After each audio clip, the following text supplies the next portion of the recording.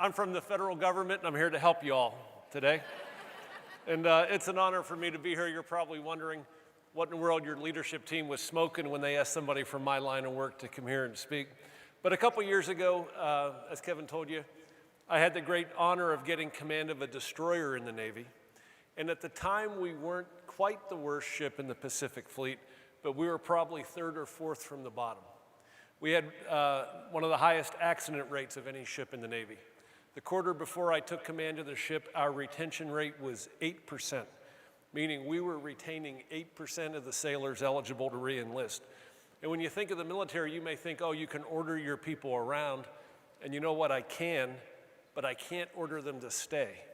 And my sailors are volunteers, just like your customers are volunteers. And I realized I'm going to have to give them a reason why they should want to stay, why they should want to come to work every day and be passionate and motivated about what they signed up for.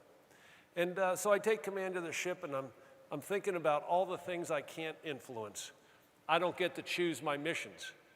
I don't get to choose the people I work with. I can't change out anybody on the ship. I've got to play the same hand that's already there.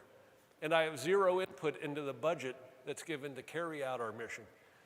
And I'm thinking, this is it. It's the end of the line for me. I'm never getting promoted again. I'm not smart enough to turn this ship around.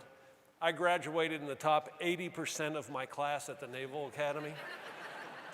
And one day I decided, you know what, I'm going to stop obsessing over all the things I can't influence. And instead, I'm going to spend my days obsessing over the things that I can. And I realized the one variable that I can influence was the crew, to get them to start working together better as a team. The way a ship is organized, we have 5 departments on the ship. And historically, they're operated as independent silos. And we weren't supporting each other properly. A lot of times, we were pointing fingers at each other. And so what I decided to do was to figure out a way to better integrate the 5 departments on the ship and get the crew to understand it's in our own best interest to work together better as a team. It doesn't pay to be near the bottom of our industry. And what I want us to do is to put ourselves in a position to control our own destiny so that if we ever get called into combat, you know, we're going to be safe. And so what happened by focusing only on my crew, communicating to them where we're headed and why it's in their own best interest, giving them the training necessary to be successful. But at the end of the day, I also listened to them. I interviewed every sailor on the ship, all 310 of them. And I tried to treat them with respect and dignity and get them to understand, you know, we're all in this together.